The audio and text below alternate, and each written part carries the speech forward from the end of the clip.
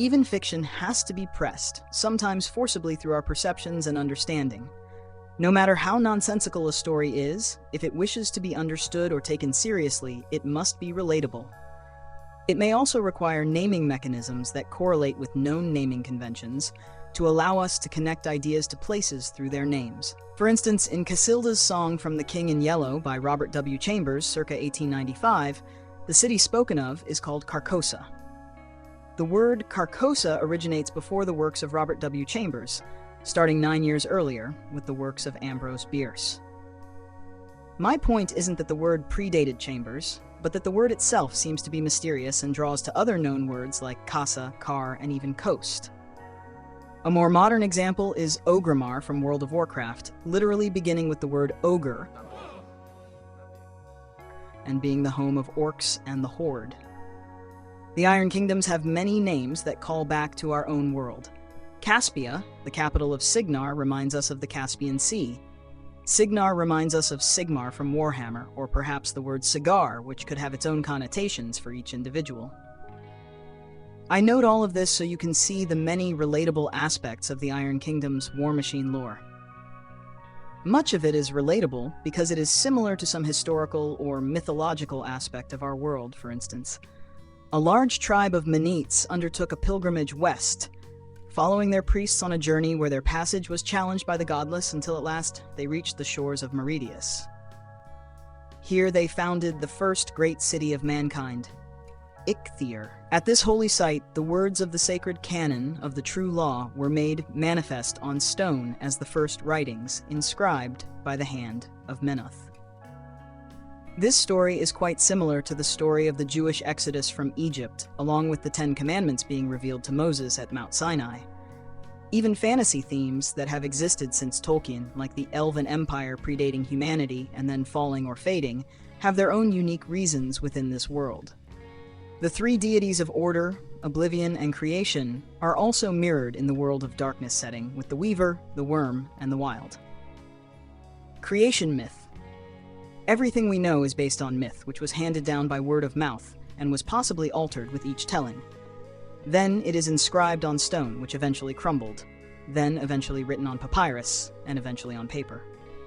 Due to upheavals, fires, war, and rebellion, much of the myth and historical documents have been lost and destroyed throughout the ages. Although the dwarves of Rule claim their codexes are complete and unbroken, no outsiders have been given access to the most ancient sacred texts to confirm this boast.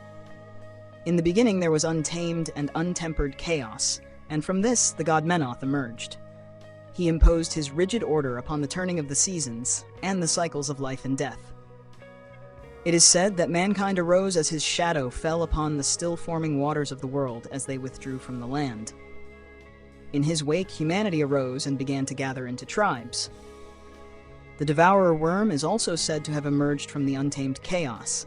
It was also known as the Beast of All Shapes, and is considered to be the creator of all carnivorous and dangerous beasts. Menoth recognized the Devourer Wurm as his enemy at first sight and began to war with his rival.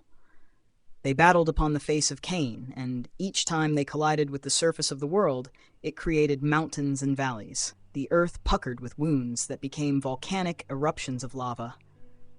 They would clash again and again in an unending hunt, a battle that has occupied both of these primal powers since the dawn of creation.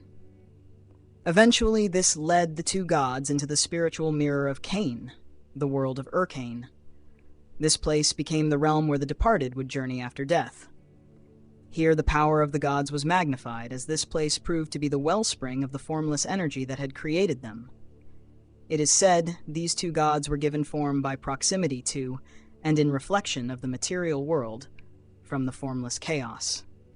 Arcane itself is between the material world of Cain and the formless chaos. Trollkin, Ogryn, and Gobbers have their own creation myths passed down through the generations. These races do not dispute stories of Menoth and the creation of humanity, nor the god of law's eternal struggle against the Devourer Wurm. Dhunians instead insist their goddess is the first and most primal of the gods, and isn't simply the creator of the Dhunian races, but mother of all life. In these legends, Dhurnia and Cain are synonymous, a relatable correlation to the idea of Mother Earth and Gaia. They even describe stone carvings that sound like ancient fertility symbols, like the Venus of Willendorf. It is noted that these stone representations are abstractions of Dhurnia's aspect as a goddess of fertility and do not represent her actual being. Amid Menoth's battle with the worm, the god became aware of the influx of souls to Urkane from the humans he had created in the dawn of the world. Those of the fallen who remember their creator joining Menoth in his battles, strengthening his efforts by what small degree they were able in the aggregate, their souls strengthened his cause and were seen as worthy of protection. So too did Menoth realize those who had forsaken him and turned to the worm would be joined to his ancient enemy. This is seen as the beginning of the War of Souls, a great cosmological conflict that continues to occupy the gods and the immortal souls of all who have walked Cain. On learning that much of humanity had forgotten their creator, Menoth became wrathful and returned his attention to Cain to reprimand the neglectful mortals. In the face of this fearsome manifestation, many human tribes abandoned their false gods and hastily sought forgiveness from their creator. Others fled deeper into the wilderness and refused to give up their flawed beliefs. Menoth promised to shelter his followers after death in a domain called the City of Man, where the worm could not reach them. Nothing but endless torment would await those who turned from him.